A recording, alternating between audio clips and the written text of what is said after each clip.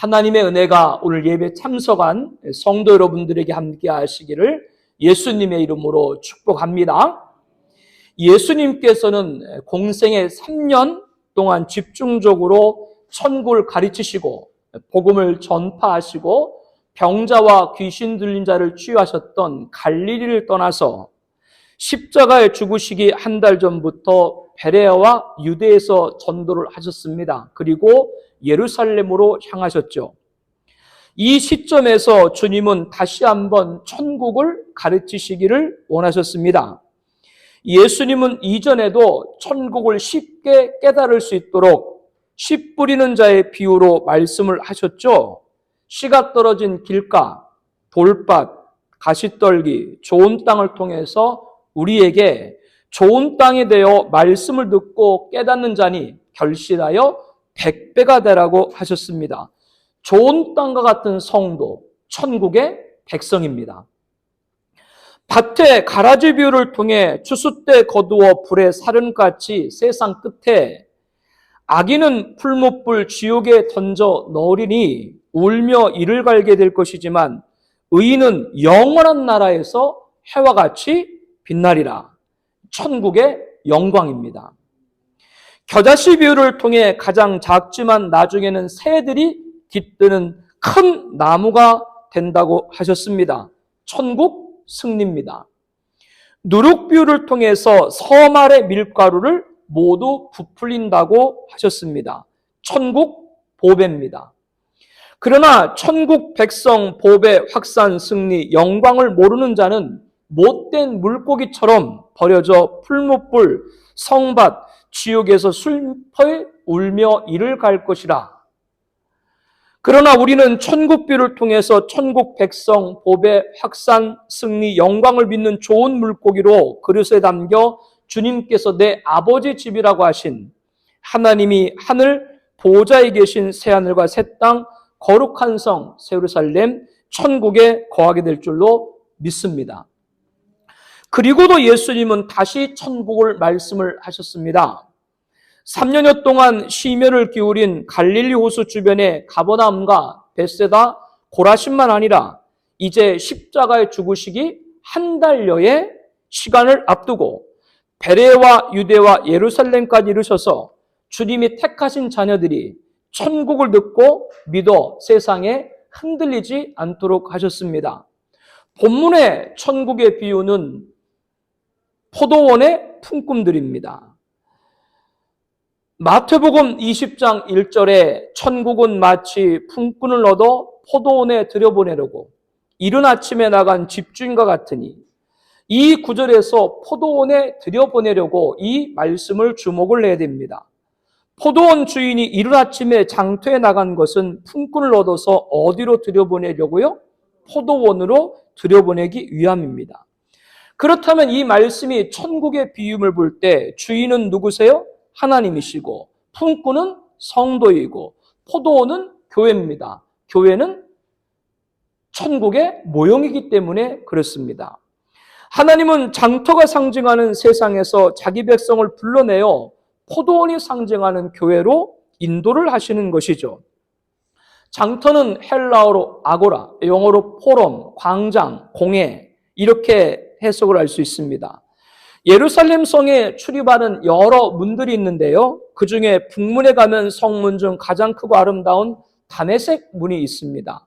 지금도 이곳에는 큰 시장이 형성되어 있는데요. 성경 당시에는 이곳 장터에서 이른 아침부터 직업을 구하기 위해서 모여든 사람이나 구경 나온 사람들이 모여들었습니다.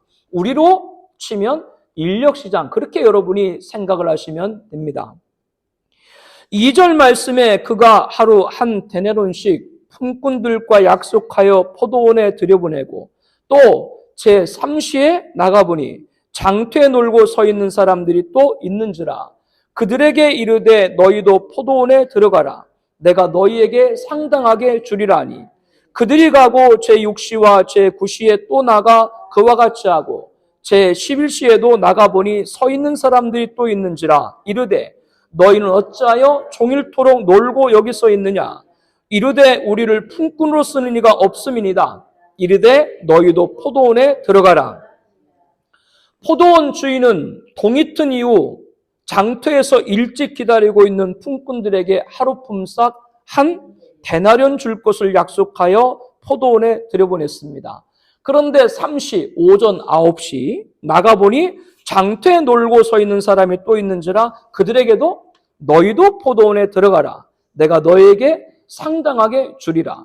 그들이 들어가고 6시, 정오 12시, 9시, 오후 3시 또 나가 그와 같이 하고 일과 마감 1시간 전인 제11시 오후 5시에 나가보니 서 있는 사람들이 또 있는지라 이르되 너희는 어찌하여 종일토록 놀고 여기 서 있느냐? 주인이 물으니 품꾼들은 우리를 쓰는 이가 없습니다 답했고 이에 너희도 포도원에 들어가라. 여기서 주인이 부른 품꾼들에게 주어진 일터인 포도원은 동일한데 다른 점이 있다면 맨 처음 부른 품꾼에게는 한 데나리온이라고 품삯을 정한 것과 달리 2번, 3번, 4번, 5번째 부른 품꾼들에게는 상당하게 주리라. 그렇게 말만 하였다라고 하는 겁니다.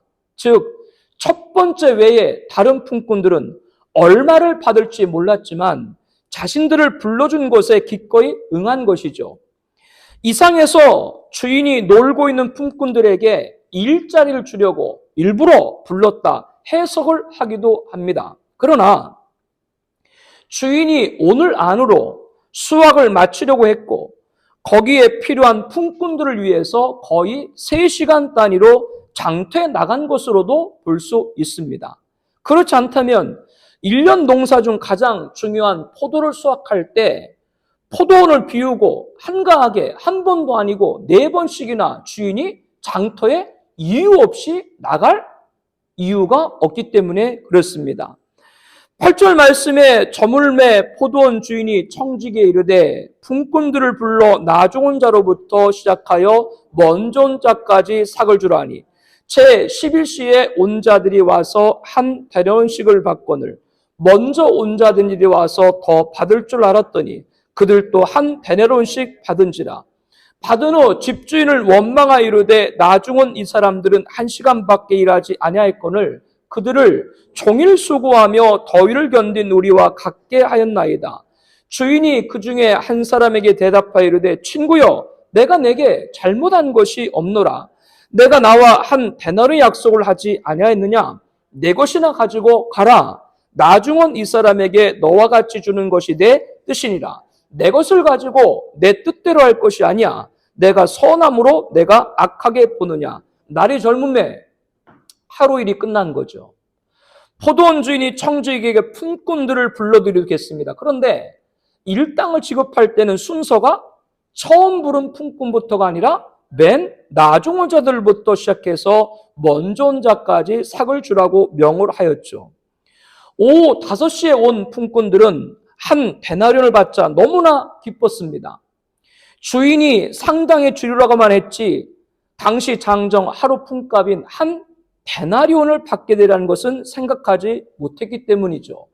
오후 3시, 정오 12시, 오전 9시에 온 자들도 한 데나리온을 받자 각각 시간마다 차이가 있는데 같은 임금에 다소 불만스러운 점도 없지 않았지만 만약 오늘 일하지 않았다면 하루 벌어 하루 먹고 사는 처지에서 굶을 수 있었던 식구들을 먹일 수 있는 것만으로도 다행으로 여기고 감사했습니다. 문제는 이른 아침부터 장터에 와서 주인의 부름을 받은 먼저 온 자들에게서 발생을 했습니다. 그들도 한 데나리온씩 받은지라 분을 참지 못하고 받은 후 주인을 원망하여 나중 온 이 사람들은 1시간밖에 일하지 아니하였거늘 그들을 종일 수고하며 더위를 견딘 우리와 같게 하였나이까 거세게 항의를 한 것이죠. 그러나 주인은 태연하게 아무 일도 없다는 듯이 그 중에 한 사람에게 대답하여 친구여 내가 내게 잘못한 것이 없노라. 내가 나와 한 데나리 약속을 하지 아니하였느냐. 내 것이나 가지고 가라. 나중 온 이 사람에게 너와 같이 주는 것이 내 뜻이니라. 내 것을 가지고 내 뜻대로 할 것이 아니냐. 내가 선함으로 내가 악하게 보느냐라고 했습니다. 주인의 요지는 가장 먼저 온 품꾼에게 약속한 하루 일당 한 데나리온을 지급을 했고, 그 후에 품꾼들에게는 내 것을 가지고 내 뜻대로 내 손으로 행한 것인데 무엇이 잘못됐느냐라고 하는 겁니다. 이러한 주인의 말에 우리도 갸우뚱할 수가 있습니다. 하루에 10시간 일하는 사람과 8시간 일하는 사람, 5시간 일하는 사람, 2시간 일하는 사람, 1시간 일하는 사람. 받는 급료가 같다면 불공정하게 느껴질 수 있습니다. 그러나 분명한 점은 주인이 하루 10시간 일한 사람에게 사전에 일당으로 얼마 주기로? 한 데나리온을 주기로 제시했고, 그 품꾼도 이의 없이 동의했으며 그대로 이행됐다라고 하는 겁니다. 나머지 품꾼들에게는 주인이 마음에 따라서 한 거예요. 엿 알아요? 엿 먹어. 엿 먹으라고. 엿 아세요? 우리 어릴 때 엿장수가 가위질을 하고 오잖아요. 그 소리가 얼마나 큰지. 그 엿가위 알아요? 엄청 크잖아요. 그러면 아이들이 뭐 동네 고무신 뭐 찢어진 거, 철사, 꾸러미, 빈병, 몽땅 그거를 샅샅이 뒤져가지고 갖고 오죠. 그러면은 이 엿장수가 그 갖고 온 거에 따라서 엿을 잘라줘요. 여러분, 엿장수가 그 가위 몇 번 치는 줄 알아요? 3번? 엿장수가 가위 몇 번 치냐고? 엿장수 맘대로? 엿 다 팔 때까지. 그런데 애 2명이 왔는데 똑같이 빈병 2개씩을 갖고 왔는데, 한 애는 틱틱 이거를 엿을 자르잖아요. 그 가위로 그 망치 같은 끌을 해가지고 2번 틱틱 해주고, 다른 애는 똑같이 병 2개를 갖고 왔는데 틱틱틱틱 4개를 쳐서 주네. 그러니까 2개 받은 아이가 화가 나는 거니까 너무 속상해. 집에 가서 아빠한테 얘기한 거죠. 그러니까 아빠가 와가지고 왜 우리 아들한테 이렇게 주냐고 막 따져요. 그러니까 주인이 뭐라고 했어요? 다 아시네. 내 엿 갖고 내 맘대로 하는데 왜 그러냐고. 아니, 주인이 나중은 품꾼들에게 내 뜻 갖고 내 것으로 내가 선을 행하는데 왜 얘기하냐. 이렇게 맨 먼저 부른 품꾼에게 얘기를 했다라고 하는 것이죠. 그리고 한 가지 우리가 더 생각해 봐야 될 것은, 포도원 주인이 단순히 장터에서 놀고 있는 사람들에게 일거리를 주려고 일부러 일이 없는데도 일거리를 만들어서 부른 것이 아니라, 오늘 중에 수확을 마치려는 가운데 가장 먼저 온 품꾼들로는 일손이 부족했다라고 하는 것이죠. 그럼 주인이 애초에 일한 양에 맞게 품꾼들을 고용하지 못했을까요? 그러나 이 주인이 한두 해도 아니고 오랫동안 포도원을 경영했다면 견해를 달리할 수 있습니다.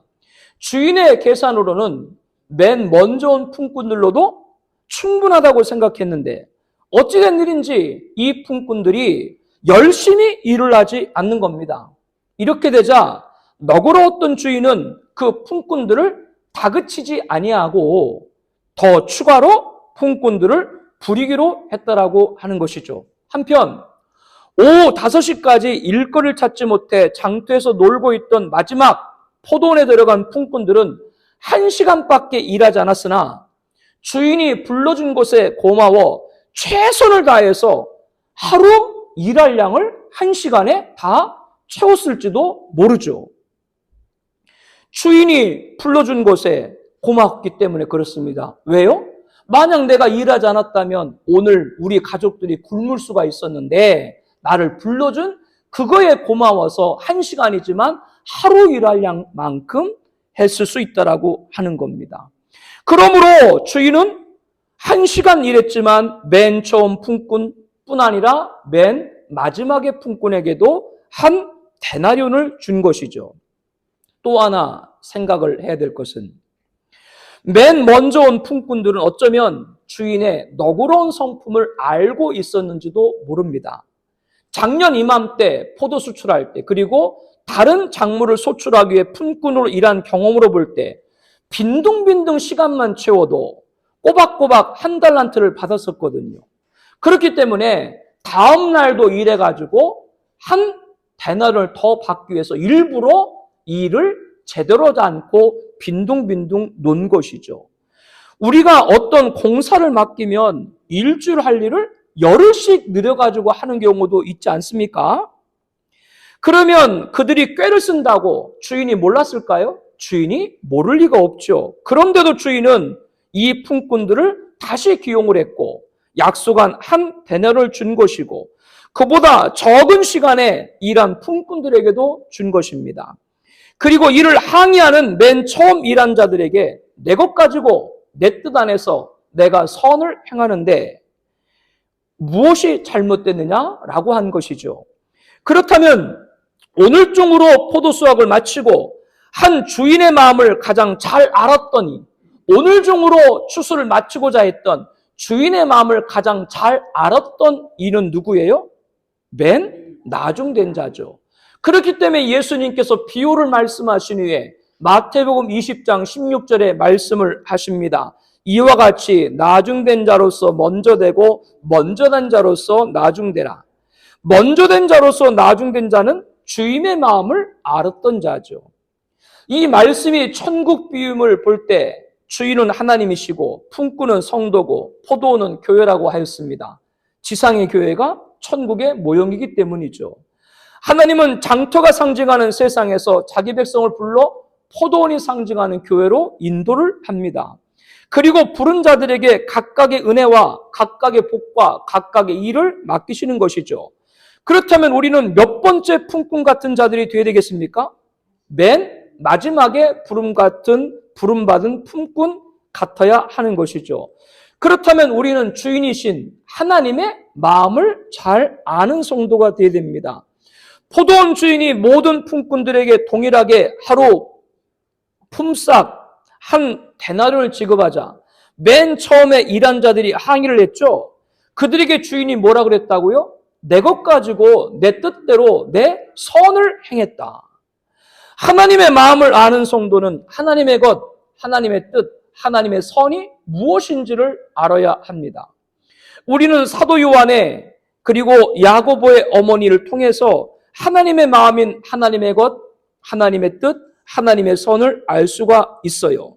20절 말씀에 그때 세베대 아들의 어머니가 그 아들들 데리고 예수께 와서 절하며 무엇을 구하니 예수께서 이르시되 무엇을 원하냐 이르되 나의 이 두 아들이 주를 하나는 주의 우편에 하나는 주의 좌편에 앉게 명하소서. 세베대 아들이 두 아들로 나오죠. 이 두 아들은 야고보와 요한이라고 마가복음 3장 17절에 말합니다. 요한과 야고보의 어머니는 살로메로 예수님의 육신의 어머니인 마리아의 자매사입니다. 그녀는 주님의 은혜를 받은 여인들과 함께 예수님 갈릴리 사역을 따라다니면서 자신의 소유를 팔아서 섬겼고요. 예수님께서 십자가에 못 박히실 때 십자가 아래에 있었으며 안식일 다음 날 죽으신 예수님 몸에 향유를 바르려고 무덤에 갔다가 천사로부터 예수님의 부활 소식을 들은 여인 중에 한 사람이기도 했습니다. 그렇다면 누구보다도 예수님으로부터 말씀을 잘 배웠을 살로메인 것이죠. 그런데 이 살로메가 요한과 야고보 아들을 데리고 예수께 와서 절하며 무엇을 구하니 예수께서 무엇을 원하느냐 이르되 나의 이 두 아들을 주의 나라에서 하나는 주의 우편에 하나는 주의 좌편에 앉게 명하소서. 살로메는 자기 두 아들 요한과 야고보가 천국에서 주님의 오른편과 좌편에 앉는 큰 자가 되기를 원했던 것이죠. 여러분도 여러분 자녀들이 잘 되면 좋죠? 싫어요? 좋죠? 병행본문인 마가복음에 보게 되면 요한과 야고보도 어머니 살로메 같이 주의 영광 중에서 주의 우편과 좌편에 앉게 해달라고 간청을 했습니다. 주님의 영광에 가장 가깝게 있고 싶다라는 것이지만 실상은 주님의 영광 다음을 자기가 원했던 것이죠. 지금은 예수님이 십자가에 죽으시기 한 달도 안 된 시점입니다. 그렇다면 요한과 야고보 그리고 살로메는 3년간 주님을 따라다녔다는 얘기가 되는데 아직도 천국에서 하나님 나라에서 그 나라가 어떤 곳인지 제대로 알고 있지 못한 것이죠. 천국에서는 큰 자는 세상의 영의정, 우의정 같은 지위가 아닙니다. 살로메와 두 아들 요한과 야고보는 우리를 향하신 하나님의 마음을 아직도 모르고 있는 거예요. 그런데 요한과 야고보만 아니라 다른 제자들도 다를 바가 없었습니다. 24절 말씀에 10 제자가 듣고 두 형제에게 대하여 분이 여기거늘. 다른 제자들이 요한과 야고보에게 화를 내면서 너희들만 가족과 생업을 버리고 주님을 따른 줄 아냐? 우리도 그렇겠다. 너희들만 주님과 3년 동고동락하면서 고생한 줄 아냐? 우리도 그렇겠다. 왜 높아지려면 같이 높아져야지. 너희들만 높아지려고 하느냐? 이렇게 다른 10명의 제자들도 따지듯 대들었다라고 하는 거죠. 25절에 예수께서 제자들을 불러다가 이르시되 이방인의 집권자들이 그들을 임의로 주관하고 그 고관들이 그들에게 권세를 부리는 줄 너희가 알거니와 너희 중에는 그렇지 않아야 하나니 너희 중에 누구든지 크고자 하는 자는 너희를 섬기는 자가 되고 너희 중에 누구든지 으뜸이 되고자 하는 자는 너희의 종이. 예수님께서는 제자를 불러다가 천국에서 큰 자가 누구인지를 이 말씀을 통해서 알려주시는 거예요. 천국에서 누구인지를 알아야, 천국에서 큰 자가 누구인지를 알아야 하나님의 마음을 알기 때문에 그렇습니다. 이방인의 집권자들이 그들을 임의로 주관하고 그 고관들이 그들에게 권세를 부리는 줄 너희가 알거니와. 예수님은 제자들에게 너희도 아는 바와 같이 세상에서는 통치자들이 백성을 강제로 지배하고 높은 사람들이 백성을 권력으로 눌러내린다. 이런 얘기죠. 그런데 너희들도 그와 같이 세상이 영의정이 되고 좌의정이 돼서 백성들을 강포하려고 하느냐? 너희 중에는 그렇지 않아야 한다라고 말씀을 하시는 겁니다. 예수님은 이어서 너희 중에 누구든지 크고자 하는 자는 너희를 섬기는 자가 되라. 너희 중에 누구든지 으뜸이 되고자 하는 자는 너희의 종이 되어야 하리라. 너희가 천국에서 큰 자가 되려면 으뜸이 되고자 하면 섬기는 자가 되어야 되는데 어느 정도 섬기는 자가 되어야 된다라고 말씀을 하시는 거예요? 종으로까지 낮아지라고 하십니다. 이것이 천국에서 큰 자가 되기를 바라는 우리를 향한 하나님의 마음이라고 하는 것이죠. 하나님의 마음은 하나님의 것으로, 하나님의 뜻대로, 하나님의 선을 행하는 것이라고 말씀드렸습니다. 우리가 천국에서 큰 자가 되기를 바라는 하나님 마음의 첫 번째, 우리가 하나님의 것, 바로 하나님의 종이 되는 겁니다. 빌립보서 2장 6절에 예수님은 그는 근본 하나님의 본체시나 하나님과 동등됨을 취할 것을 여기지 아니하시고 오히려 자기를 비워 종의 형체를 가지사 사람들과 같이 되셨고 사람의 모양으로 나타나사 자기를 낮추시고 죽기까지 복종하셨으니 곧 십자가에 죽으십니다. 예수님은 하나님과 같으신 분이죠. 그렇지만 2000년 전 이 세상에 오실 때는 아들로서 아버지 하나님의 것, 하나님의 종으로 낮아져 명을 받들었다 말씀을 합니다. 사도 바울은 자신을 하나님의 것, 하나님의 종으로 라고 말하면서 이제는 우리들에게 이렇게 말합니다. 너희가 죄로부터 해방되고 하나님께 종이 되어 거룩함에 이르는 열매를 맺으라. 로마서 디도서 1장 1절 말씀입니다. 우리가 천국에서 큰 자가 되기를 바라는 하나님의 마음을 아는 우리는 이 세상에서 하나님의 것, 하나님의 종임을 명심하기를 바랍니다. 종은 자신의 것이 없어요. 주인의 것입니다. 주인의 부름을 받은 품꾼들은 포도원에서 누구 명대로 해야 돼요? 주인의 명도 해야 돼요. 그런데 맨 먼저 부름받은 품꾼은 일찍 오기만 했지 빙둥빙둥 하루 그럭저럭 떼어가지고 한 데나리온만 받을 것만 생각을 한 것이죠.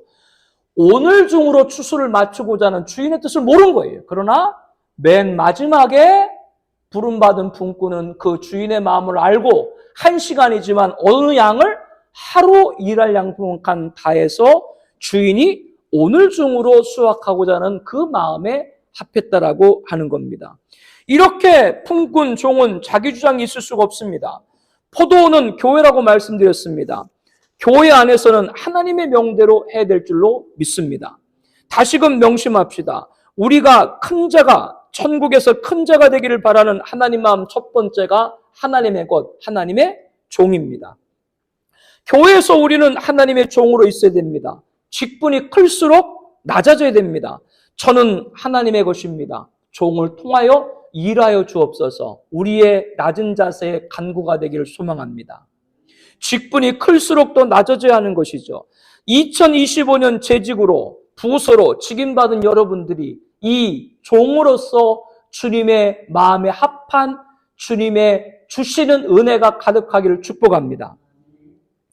28절에 인자가 온 것은 섬김을 받으려 함이 아니라 도리어 섬기려 하고 자기 목숨을 많은 사람의 대속물로 주려 함이니라. 예수님은 이어서 인자가 온 것은 섬김을 받으려 함이 아니라 도리어 섬기려 하고 자기 목숨을 많은 사람의 대속물로 주려 함이니라. 30년이 넘은 일입니다. 군 복무도 30개월이었고요. 제대 후에 5년 동안은 동원 예비군으로 1년에 4, 5일씩 군부대에 소집이 되어서 훈련을 받아야 됐습니다. 그렇기 때문에 장사나 영업하시는 분들은 일주일을 빼야 되기 때문에 동원 예비군 훈련이 그것이 쉽지가 않았죠. 그래서 한 분이 제가 아는 형에게 돈을 줄 테니까 예비군 훈련을 대신 받아줄 걸 제안했습니다. 당시만 해도 신원초에 그런 허점들이 많았기 때문에 그런 일이 많이 있었어요. 그리고 옛날 양반과 천민이 있던 시절에는 주인 대신 형벌을 받는 그런 일들이, 종이 대신 형벌을 받는 일도 있었습니다. 흥부 아세요? 흥부? 흥부가 아기가 몇 명인 줄 알아요? 나도 몰라요. 흥부가에 보면 그거 나오죠. 흥부가에 몇 분팔이 흥부가에 처음 들어보세요?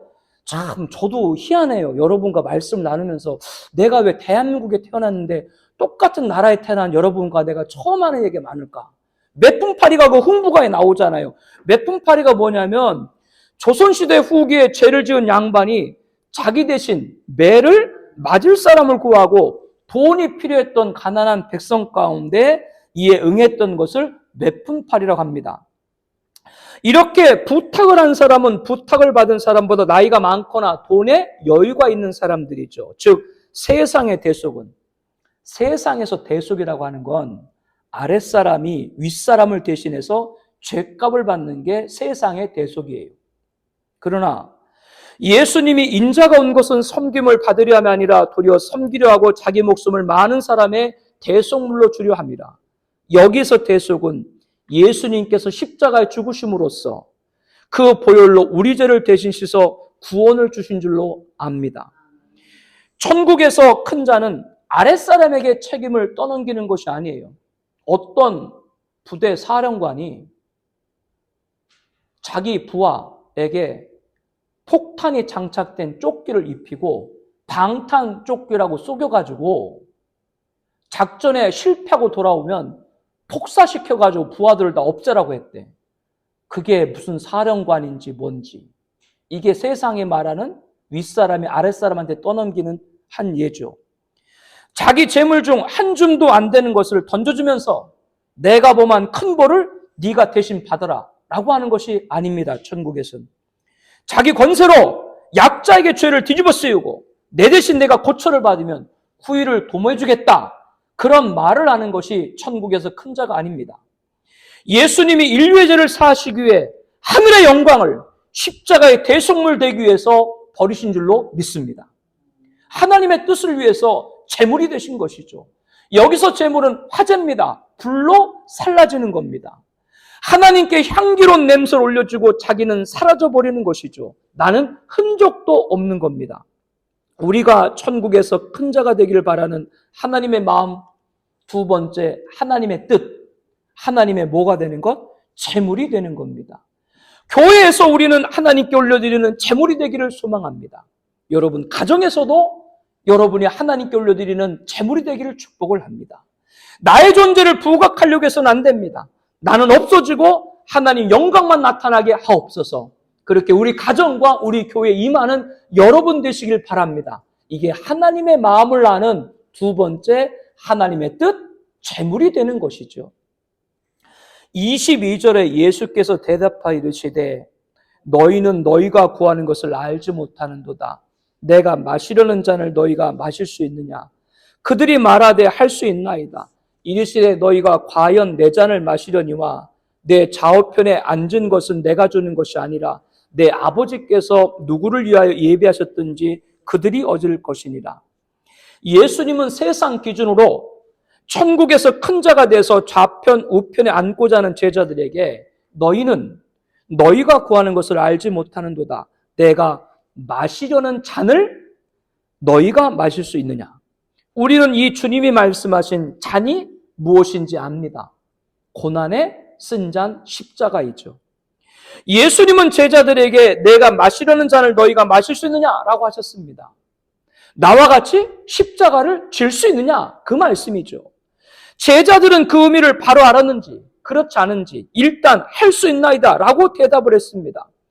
너희가 과연 내 잔을 마시려니와 내 좌우편에 앉는다는 것은 내가 주는 것이 아니라 내 아버지께서 누구를 위하여 예비하셨든지 그들이 얻을 것이니라. 정말로 너희는 나의 잔을 마시게 될 것이다. 그리고 천국에서 내 오른편과 왼쪽에 앉히는 그 일은 누가 하는 것이다? 내가 하는 것이 아니라 아버지 하나님께서 정해놓은 사람들에게 돌아갈 것이다 라는 말씀입니다. 그리고 17절에 예수님께서는 예루살렘으로 올라가려 하실 때 12제자를 따로 데리시고 길에서 이르시되 보라 우리가 예루살렘으로 올라가노니 인자가 대상들과 서기관들에게 넘겨지매 그들이 죽이기로 결의하고 이방인들에게 넘겨주어 그를 조롱하며 채찍질하며 십자가에 못 박게 할 것이나 제3일에 살아나야 하리라. 고난의 쓴 잔 십자가 죽음과 부활을 세 번째로 말씀을 하신 겁니다. 이 얘기를 하고 나서요. 제자들이 당시 이 잔, 고난의 쓴 잔 십자가를 바로 이해했는지 아니면 나중에 주님의 죽음과 부활을 목격하고 난 뒤 성령을 받고 나서 이해했는지 알 수 없지만 분명한 것은 12제자 모두 최후가 뭐였죠? 순교였습니다. 예수님의 이름과 하나님 말씀을 증언하다가 죽었죠.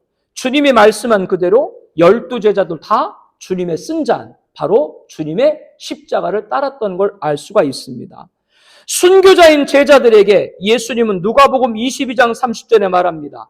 너희로 내 나라에 있어 내 상에서 먹고 마시며 또는 보좌에 앉아 이스라엘 12지파를 다스리게 하려 하노라. 제자들이 순교자로서 주님의 보좌 좌우편에 앉아 있는 것을 알게 하는 것이죠. 주님의 뜻을 따른 자들에게 주시는 놀라운 은혜, 주님의 잔을 마시는 자에게 주시는 놀라운 은혜인 줄로 믿습니다. 우리가 천국에서 큰 자가 되기를 바라는 하나님 마음 세 번째는 하나님의 선입니다. 하나님의 선은 하나님의 잔이 되는 겁니다. 우리가 뭐가 되는 거라고요? 하나님의 잔을 마셔야 하는 것이죠. 교회에서 우리는 하나님께 주신 잔을 마셔야 됩니다. 잔은 뭐라 그랬어요? 십자가입니다. 그러므로 고난에 쓴 잔인 것이죠. 사도 바울은 로마 감옥에 있으면서 골로새 교회를 회상하면서 자신이 지난날 목양에 관해서 골로새서 1장 24절에 말합니다. 나는 이제 너희를 위하여 받는 괴로움을 기뻐하고 그리스도의 남은 고난을 그의 몸된 교회를 위하여 내 육체에 채우노라.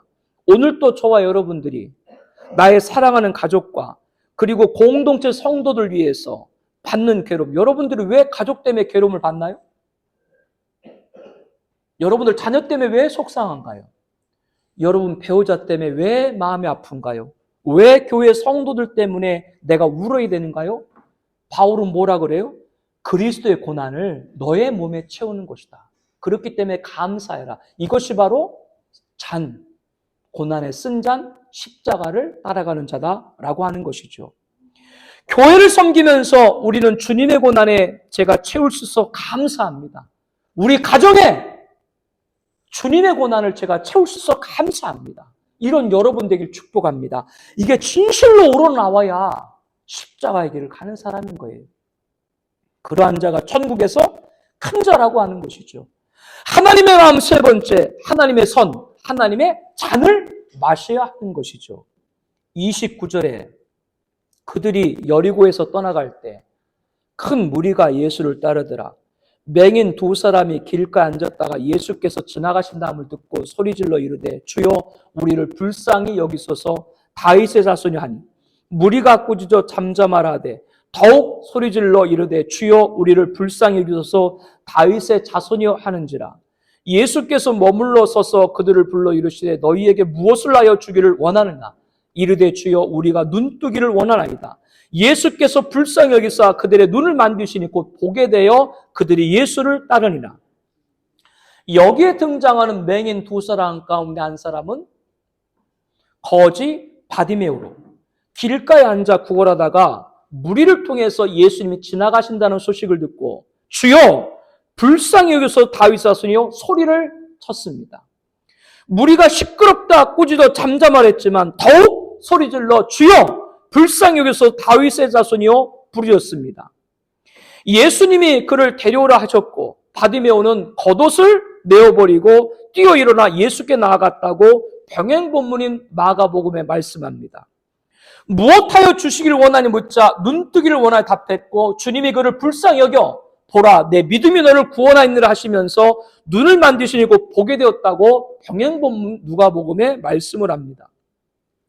그 자리에 있던 백성이 다 이를 보고 하나님께 찬양을 올려드렸다고 누가복음 18장 43절에 말씀합니다. 그리고 바디메오는 예수를 따르니라.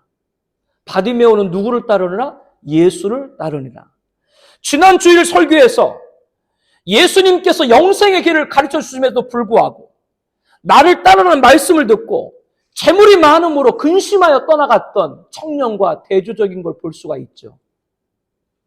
이후에 바디메오에 대한 이야기는 성경에 더 이상 언급되어 있지 않습니다. 그러나 예수님으로부터 고침받은 많은 사람이 있는데 그 많은 사람 가운데 이름이 기록되어 있다.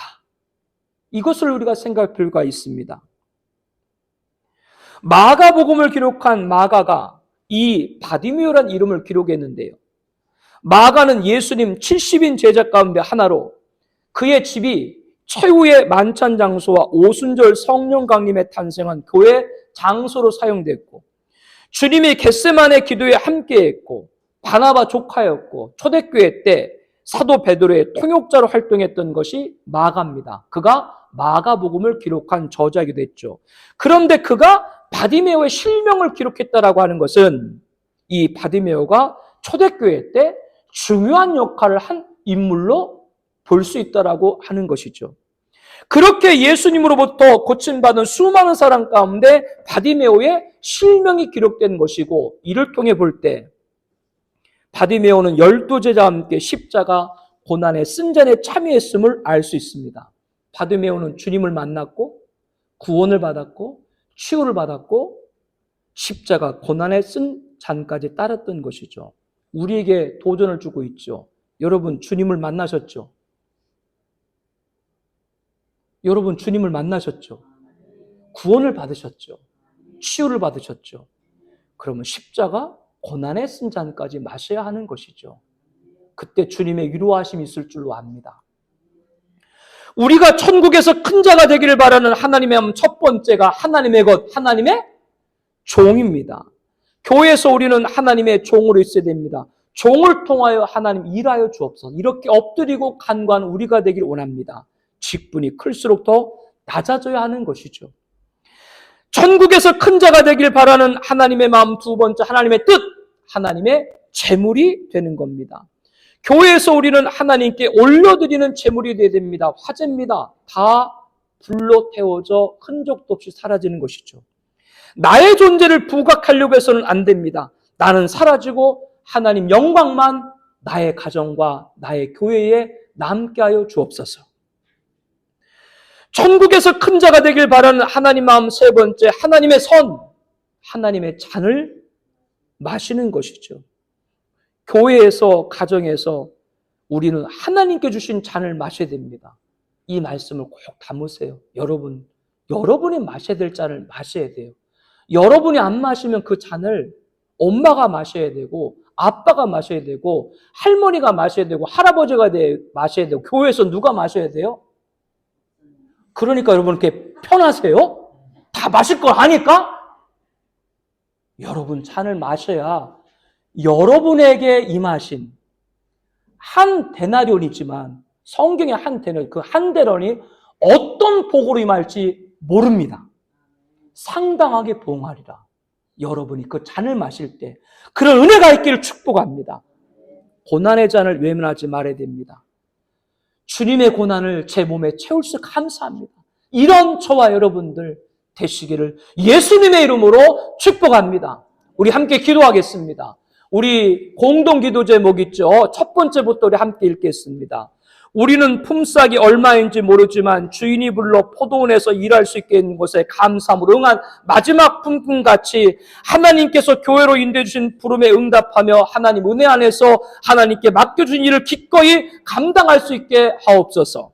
하나님 내게 약속한 것 외에 다른 사람이 받은 것에 관여하지 않게 하옵소서. 먼저 왔다고 자만하지 않고 나중 온 이들의 열심을 보지 않는 어리석은 자가 되지 않게 하옵소서. 천국에서 큰 자로 부르신 하나님의 마음인 하나님의 것, 하나님의 뜻, 하나님의 선을 알게 하옵소서. 하나님의 마음 첫 번째 하나님의 것, 하나님의 종이 되는 겁니다. 하나님과 동등되지만 아들로서 아버지 하나님의 것, 종이 되신 예수님 같이 교회 안에서 하나님의 종으로 낮아지게 하옵소서. 하나님 종을 통하여 일하여 주시옵소서. 하나님의 마음 두 번째 하나님의 뜻, 하나님의 재물이 되는 것입니다. 예수님은 하늘 영광을 버리시고 십자가의 대속물이 되셨습니다. 교회 안에서 하나님의 재물이 되게 하여 주시옵소서. 나는 없어지고 화재 불로 사라지고 하나님 영광만 나타나게 하여 주시옵소서. 하나님 마음 세 번째 하나님의 선, 하나님의 잔이 되는 것입니다. 시각 장애인이었던 바디메오는 주님을 만나고 구원받고 치유받고 고난의 잔 십자가를 따랐습니다. 교회 안에서 하나님께 주신 잔을 받게 하옵소서. 고난의 잔을 외면하지 말고 주님의 고난을 나의 육체에 채울 수 있음을 감사할 수 있게 하여 주시옵소서. 통성으로 함께 기도하겠습니다.